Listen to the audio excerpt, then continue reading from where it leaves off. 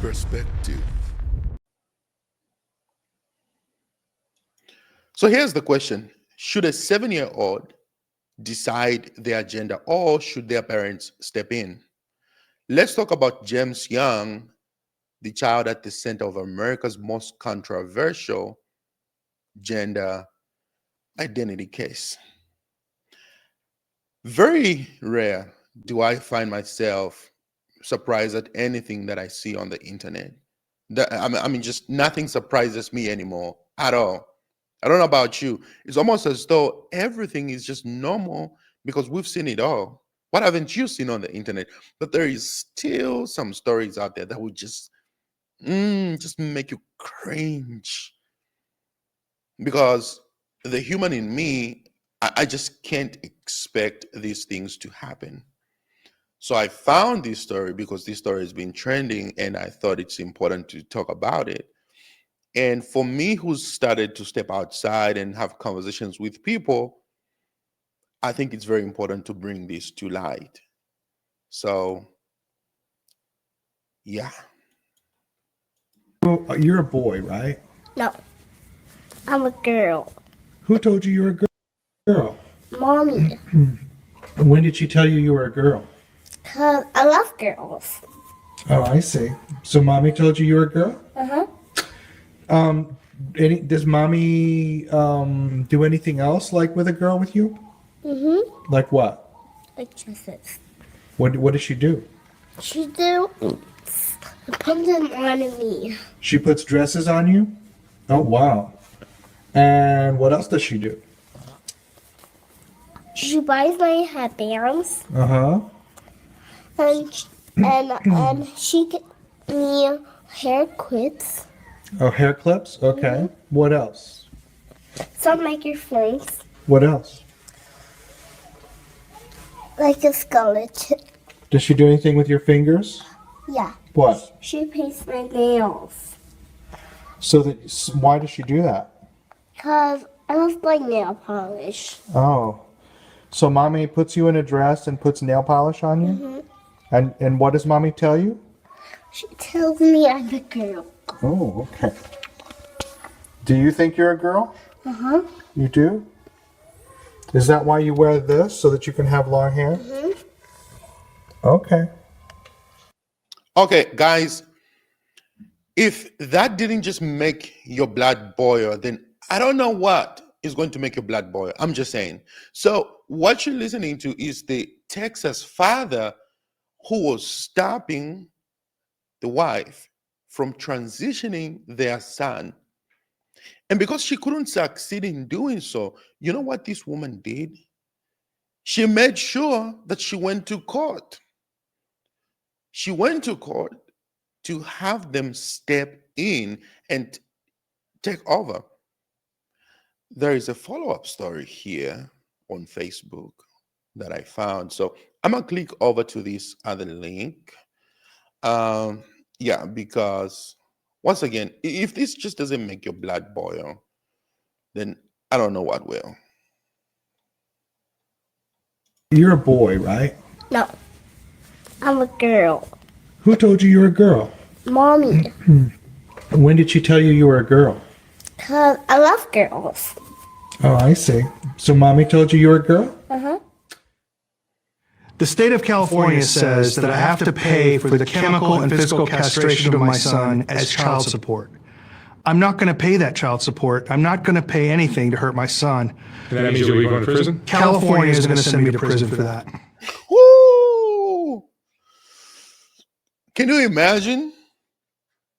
Can you imagine? And I recently was having a whole reaction to a video about the rights women have to abortion. And I said, abortion is not a fundamental human right, it is outright murder. Women say it's their bodies, their choice, and they should be able to decide whatever they do with their bodies. So let's just say this should be the case. Let's just say this is allowed, okay? So the human inside of you, you have the right to terminate that human. But then once that child is born, why should you still have the rights to alter that life? why should you possess the rights to still be able to control your seed for worse? And the husband not to even have any rights or have a say. That's insane. Do you see what modern feminism has done? The extent to which it has gotten to? So, Jeff, you are going through something, you've been going through something that is probably a father's worst nightmare. Yeah. Tell me when this started.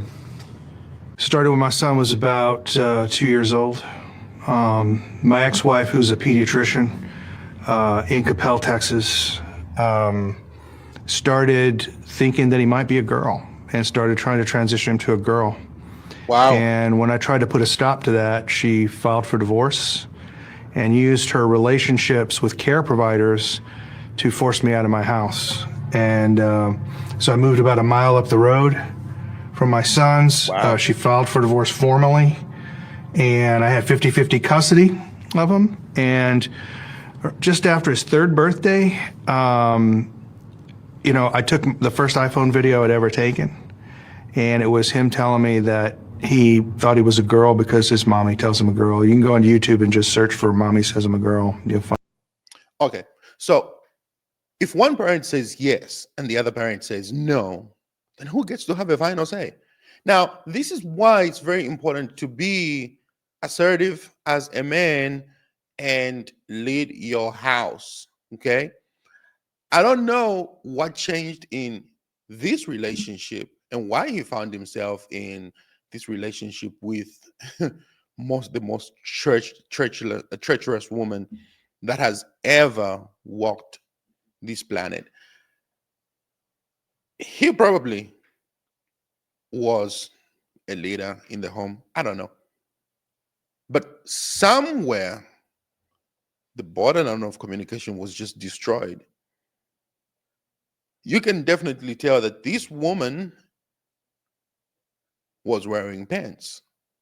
And I bet you it has something to do with her level of education. It's those type of women who will say, you can't tell me anything. I am highly educated. I am highly qualified. I make a lot of money. Because he already pointed out what she does, and I bet you she used to stick that over to him. She used to stick that to him. Careers, they value their career, they value their position over being submissive and having a husband, having a leader in the house. She's also trying to lead. And when he's being assertive and saying, having a pushback to say, no, you can't do this. You cannot change my son. You cannot destroy my seed. Guess what she chooses to do? Oh, okay. I'm going to divorce you. I'm going to leave you. And she did. She divorced him. Wow. You call that being feminine? Yay, it's strong. Queens, we strong. We're taking over the world. Yay. Woo. Yeah. That's what it gets down to. This is the whole point of feminism is to demasculate men. So now she is putting herself in a position where she demasculates that son, turning him into a daughter. Just have more kids. Maybe God is going to bless you with a girl. And if not, maybe you can just adopt. On that video, she was telling him things like, you know, she would put him into timeout and say, "Don't be a boy. The monsters only eat boys," and weird things like this.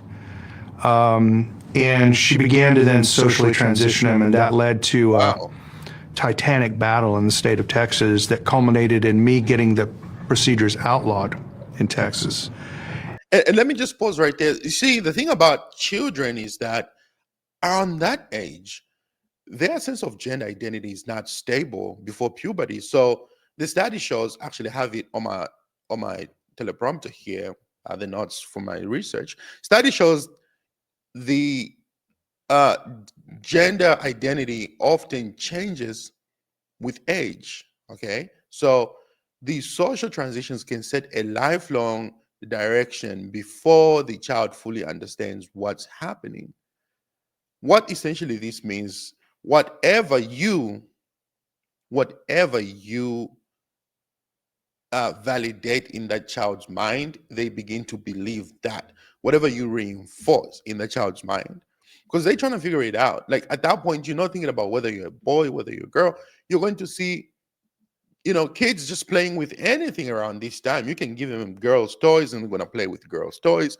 You can give them boys' toys, they're going to play with boys' toys. But usually they're going to gravitate more towards things of their nature. Okay, so if they're a boy, you see them gravitating more towards things that boys like. It's just natural within us. But once you start reinforcing these lies, saying that monsters only eat boys, so now you're reinforcing the hatred of self within that child.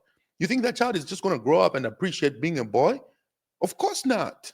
You're already destroying that subconsciously. And the political establishment in Texas allowing her to come to California so she could still castrate him, even though I got it outlawed. Had your son, you have two sons. I have two sons, James and Jude. They're twins. They're not identical. James is the one that she's transitioning. And was there any sign in James that he was open to this or showing signs that he wanted to be anything other than? Well, it's interesting. So he was directly asked that by counselors and stuff. But let me just tell you about one of the fundamental facts of the case that a lot of people find shocking. Yeah. James never presented as a girl with anyone but his mom. At church, with me, with his friends. He dressed as a boy and called himself James. He only presented as a girl with his mom. And that's because she has been the one reinforcing those things in him. So doctors usually say that when a child is labeled before they know who they are, that it eases distress. But then they warn that it can also trap a temporary feeling into permanent identity. Okay. So when you're reinforcing those negative things in a child's mind, it can ease that distress off of them. They begin to believe that, all right, whatever the parents say, because you're an adult, so you know more, and they trust you, right? But then once those things are reinforced, you have to be aware and very careful of the long life negative impacts that it has on them once they grow up and they realize that, oh, I have been lied to. This is why a lot of people unalive themselves once they get to that position. Once they go through transitioning way too early in those stages. And then they grow up and realize, I shouldn't have done this. I mean, studies has shown this. These are facts. They transition way early, and then later on, they begin to unalive themselves because they regret. They were children still. That's why you shouldn't give your children these pills to change their hormones either. Let adults make that decision. Let them grow up with a fully developed mind, at least when they understand the world. Don't make decisions on behalf of kids. No. And I asked him one time, why are you doing that? And he just flat out told me, he said, well, mommy doesn't love me if I'm not a girl. Woo! And that's what he told the counselors too. Woo! James is a very talented boxer. Wow. I'm a boxer. My dad was a boxer. Wow. James is extremely talented. Jude's a wrestler, but James is a very talented boxer. Olympic talent scouts were looking at him. He's that good. And they backed away from him once this all got started. He has all boy friends. Now, he has some things that you might say are feminine. He likes art. He particularly likes painting and pastel. Art and painting, those things are not feminine. What is this guy talking about? That's just outright wrong to even label that feminine. I paint and I draw. What are you talking about? That's not feminine. It's just art. But let me walk back on something that he said. The child says, well, mommy doesn't love me if I'm not a girl. So once again, now think about the social impacts that also has. So the child goes to school, they begin to call him a new name. So think about it. He knows himself as James. The mom is transitioning him into something else. Let's just say now he's called Jamie. Okay, Jamie is a universal name. So now he's called Jamie, and or maybe just Judy. Okay, now he's called Judy. All of a sudden, there is this confusion happening. Now, teachers and experts might say, "Oh, this is good. This is actually helping the child, right? It's building courage in them." But is it really helping the child? Or are we just feeding the trend? Is it really helping? I don't think so. Once again, you don't know beyond the social impact truly what that is doing to the soul of that child. And this is why you have to be a spiritual being. We have to stop looking at everything just from surface level. But even surface level, let's take the psychological approach. What are you doing? I mean, these issues, adults can't even fathom. Adults are debating these issues day and night. And now you begin to confuse a child at 3. This is why the Bible in Proverbs 22 verse 6 says, train up a child in the way he should go. When he is old, he will not depart away from it. So you begin to train a child when they are young, very, very young. Whatever you reinforce, they're going to stick with that. That's just what they're going to believe. Pastels. My son Jude likes sculpture, James is also more extroverted and is willing to play with almost anybody, and he will definitely play with girls. He'll play tag with girls. He'll build things with girls. He has no problem like hanging around with girls. But in terms of having a desire to be a girl, he consistently told me for 10 years that he had no desire to be a girl. He told the court-appointed counselor that he was embarrassed to wear dresses to school. He was getting too old for that. Wow. And didn't want to wear dresses. Wow. And they initiated a CPS investigation against me for forcing him to be a boy. And my 7th CPS investigation. Wow. And do you have contact with? Hold on a second. They called Child Protective Service on the dad for reinforcing him to stay who he is, true to his identity, but they won't do that to his mom, who is lying and manipulating. You see how screwed up this is? This whole feminist movement that you'll be writing for? Wow. Because this is not just about identity crisis in the child. No, this is about control. This is about control. She wants to be the man. I'm curious if she's, within her soul, if she's a woman or if she's a man. Because this is crazy. That type of control. Can you imagine you have those type of women running the world? Oh man, we would all been dead by now, dead and gone. It's the type of woman who say, I don't need no man. Just give me children. Then they can decide whatever they want to do with. She got twins. She wanted one child to be a girl. She got mad and she was like, you know what? I'm going to turn one of these little boys into a girl. Your son's not? No, I'm disallowed all contact with my sons. You're not allowed to be in contact? No. I'll tell you how this all sort of built up. He can't even see his children. So she started transitioning him, really hardcore at 3. I mean, where she presented him to the world with a fake girl's name and everything. This, of course, would have been an important component in the divorce that was going on. So we get to 2017, and we have our divorce trial, and we had a custody evaluator. His name is Blake Mitchell. He practices out of Frisco, Texas, which is a suburb of Dallas. And he asked me, what is your top issue? And I said, my top issue is she's tampering with my son's gender identity. So he charges me $60,000 and does a 1-year investigation of my family, interviewing my children over and over again and everything, and determines that she was not transitioning my son to a girl.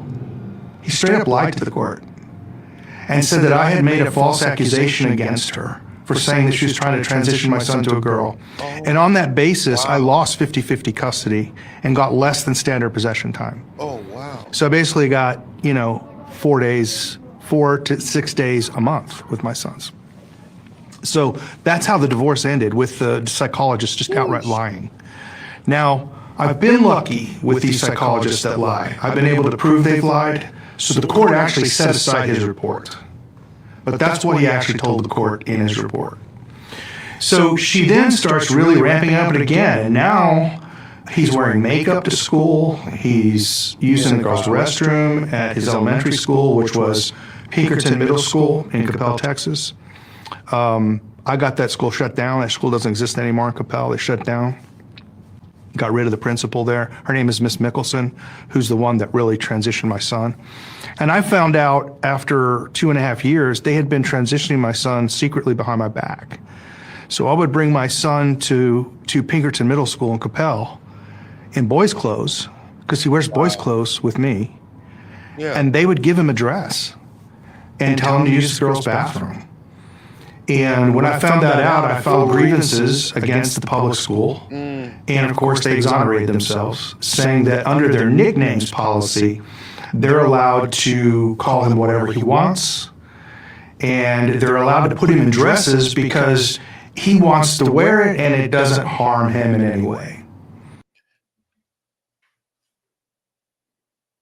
Underneath all that, that child's mental health is destroyed.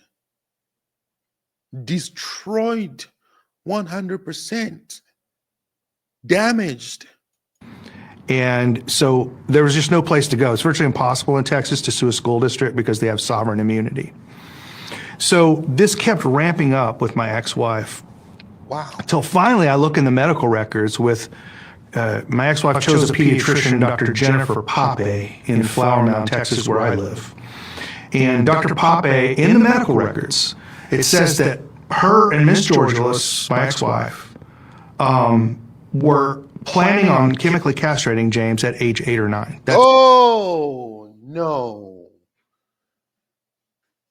Oh, man. Ooh. Oh. Ooh. I felt a cold chill go through my body. Ooh, I felt a cold chill go through my body. Woo! Plain black and white in the medical records. So obviously I start to vociferously oppose this. I try to get a new pediatrician. I have to go to court to try to get a new pediatrician. That leads her to file another lawsuit against me for sole control of James. So they were at what age were they looking to do this? At age 8 or 9, they were going to chemically castrate him. Chemically castrate him at age 8 or 9. And see, this is what I was talking about, the social impact that's going to have. So now, if let's just say, if the court gives one parent full authority to make medical decisions, is that protecting the child, or are we just dividing the family? And let's just zoom and look at the bigger picture here. Okay, so if society starts accepting early gender transitions as normal, then what happens next? Are we lowering the age of medical consent? Are schools now, deciding and have more power than parents? Are we experimenting on emotion or on evidence? Okay? Because there are just long-lasting effects that haven't been studied that we're not even looking at. So we need to call this exactly what it is. All right? It's a propaganda. And we know for a fact this has nothing to do with protecting the children and being there for the children and reinforcing, courage in them. No, this is a social experiment with kids. This is a social experiment with kids That's exactly what it is. And they're trying everything possible to demasculate men. They're trying to wipe out men as much as possible. Because the court system failed this man. They have failed him, calling CPS on him simply because he wants to stand 10 toes down and protect his son. They're calling CPS on him that you want to turn your son into a boy. How stupid is that? Texas, what the hell is going on? The most conservative state, the worst state to ever protect men. That doesn't even make sense. How are you going to say you are trying to turn your son into a son, so we're going to call CPS on you? Guys, am I lost? I don't know what universe I'm living in.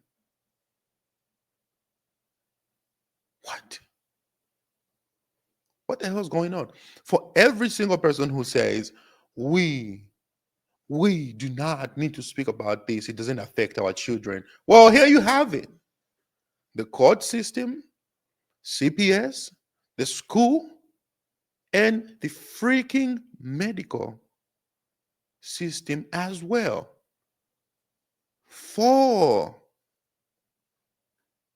And the freaking justice system, because the freaking lawyer representing him stole $60,000 from him and lied on stand after doing an investigation.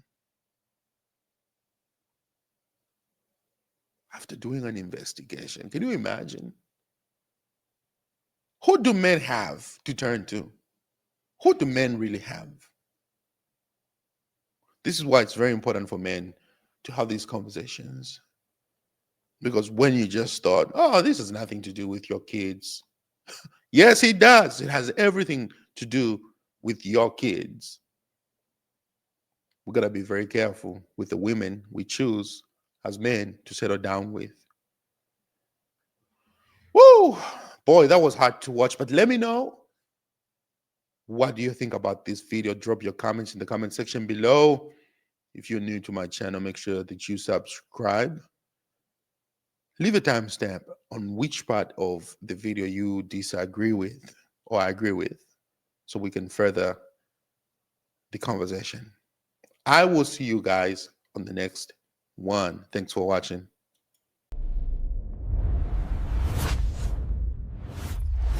This perspective